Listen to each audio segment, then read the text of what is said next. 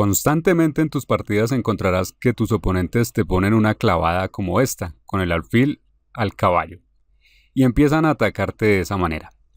En la mayoría de los casos, la gente responde a esto con movimientos pasivos como alfil E2. Y no hablamos solo de esta situación en particular, sino en cualquier posición similar. Así que, analizando las partidas de uno de los jugadores más duros de la historia, Robert James Fischer, quise ver cómo él manejaba estas clavadas. Casi un día analizando casi 1000 partidas de torneo para encontrar qué hacía él, cómo respondía ante esta clavada. Y sorpresivamente encontré que él casi nunca jugaba alfil E2. Es cierto que la gente también a veces juega H3, pero después de alfil H5, ya sin saber qué hacer, juegan alfil E2. No queremos hacer esto, no queremos jugar de una forma tan pasiva y por eso vamos a aprender de Fischer cómo enfrentar esta situación. Primera partida, Fischer contra Geller, Fischer con blancas, ambos jugadores de lo máximo en su momento. E4, E5, caballo F3, caballo C6, alfil B5, A6, alfil A4, D6, enroque. Apertura Ruy López, hasta aquí todo normal. Y las negras en este punto juegan alfil G4. Así que vemos que los grandes maestros también tratan de iniciar ataques con esta clavada. Y veamos qué hizo Fischer en respuesta. Primero, juega H3. Quiere expulsar al alfil. Y este movimiento tiene todo el sentido porque obliga a tu oponente a tomar una decisión. Primer movimiento importante. El alfil tiene opciones. Cuando se le juega H3, se obliga a tomar una decisión. ¿Qué hacer con ese alfil? Se puede, por ejemplo, tomar el caballo. Se puede mantener la clavada jugando a H5. O se puede volver a D7 para ayudar a defender en el flanco de dama. Estamos obligando al alfil a tomar una decisión. En la mayoría de los casos, tu oponente va a sostener la clavada jugando alfil H5. Y eso está bien, pero al mismo tiempo, esto hace que el alfil se dedique únicamente a esta clavada y ya, por ejemplo, entre las cosas que descarta es ir al flanco de dama a ayudar si llega a ser necesario. Y veamos cómo influye esto en lo que continúa. Fischer sigue con C3, movimiento que es típico en la apertura Ruy López, pero que además aquí sirve para un propósito específico.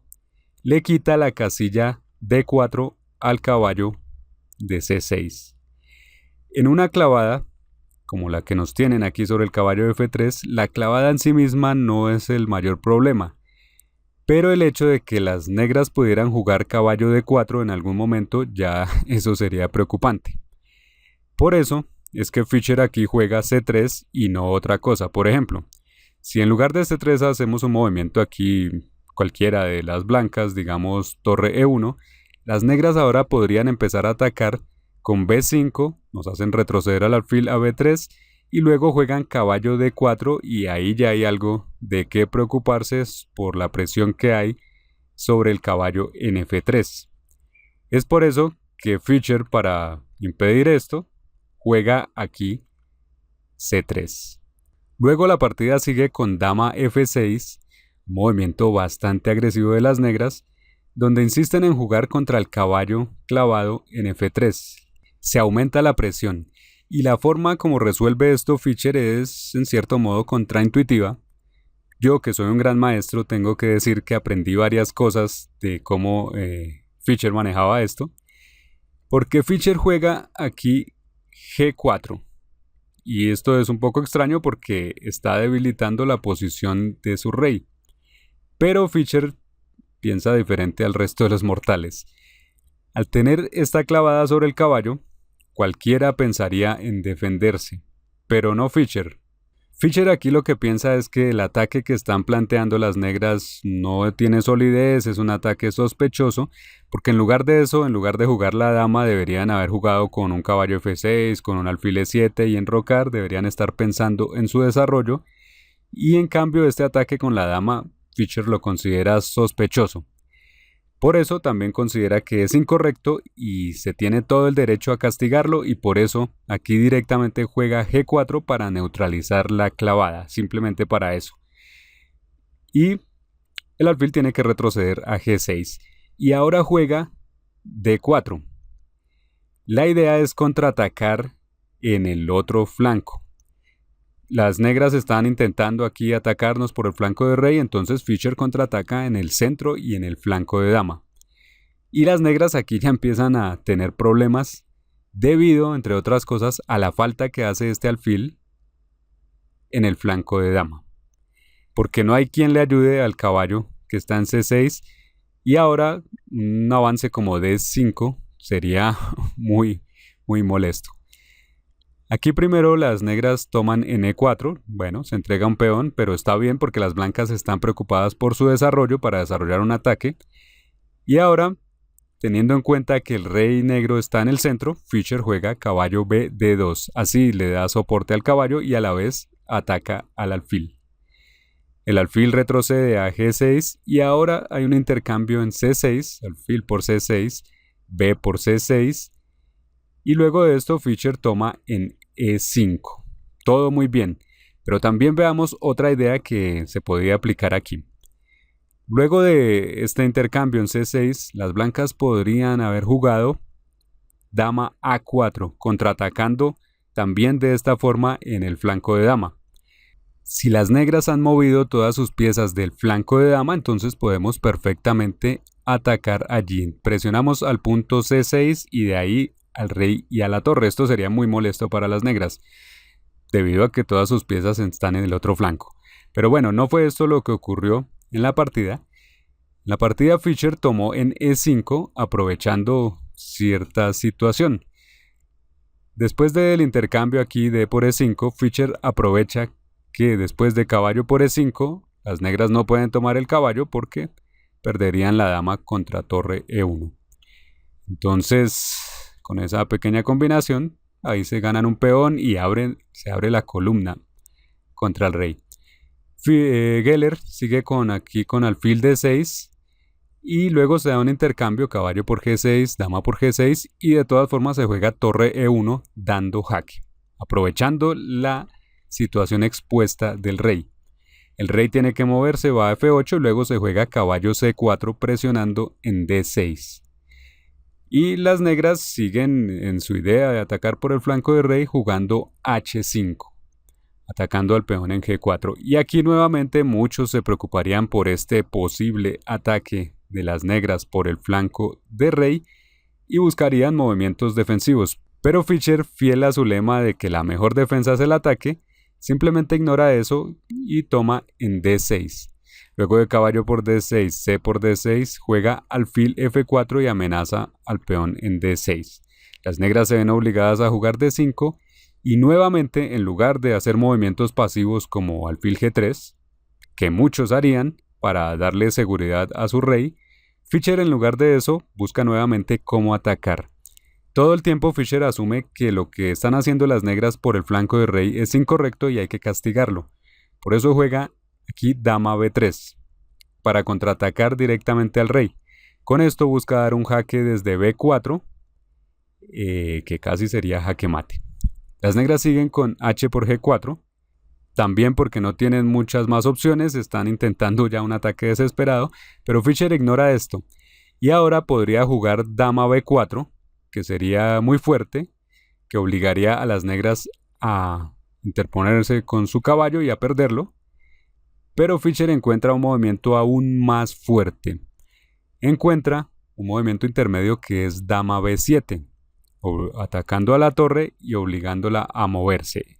Y veremos en un momento para qué. Ahora las negras primero toman en H3, G por H3, dando un jaque, pero simplemente alfil G3 se cubre el jaque y nos damos cuenta de que ya no hay nada más que puedan hacer las negras aquí por el flanco de rey. Y ahora tienen que resolver lo de su torre atacada. Tiene que moverse, se mueve a D8 y después de dama B4, las negras sencillamente se rinden. ¿Cuál es el truco? ¿Por qué dama B4 aquí y no haberlo hecho antes? Resulta que estamos dando jaque. El rey no tiene más opción que cubrirse con el caballo, porque la columna E es de nuestra torre, Pero después de dama por E7, jaque, no solo estamos dando jaque y comiéndonos el caballo, sino que en la siguiente jugada, después de que el rey se mueva, vamos a tomar la torre. Y esa fue la razón de inducir a las negras a mover esta torre aquí. Una forma brillante de castigar en general todo el juego de las negras. Ahora sigamos viendo cómo más resolvía Fischer esas clavadas. E4, E5, caballo F3, caballo C6, alfil B5, A6, nuevamente la Ruy López. Aunque estas mismas ideas se aplican a, por ejemplo, a la italiana o en realidad a cualquier otra apertura donde se juegue esa clavada.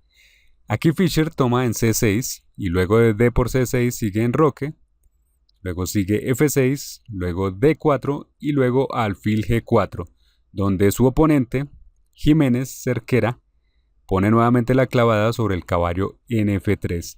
Y esta vez, ¿qué hace Fischer contra esta clavada? Vamos a ver. Primero, hay que notar que no existe el alfil de casillas claras que a alguien le gustaría poner aquí en E2. Lo primero. Lo otro es que Fischer juega aquí C3, pero en este caso lo hace con un propósito diferente al anterior. En este caso, el problema es que las negras amenazan con tomar el caballo, que bueno, no es problema, pero sí es problema que se va a perder el peón en D4 que estaría atacado doble vez. Por eso Fischer lo defiende con C3. Luego de eso sigue E por D4, C por D4 y las negras juegan dama D7. ¿Y ahora qué jugar aquí? Ya sabemos del ejemplo anterior que siempre es beneficioso jugar H3 para obligar al alfil a tomar una decisión. Que si quiere intercambiar, que si quiere ir hacia atrás, que qué quiere hacer.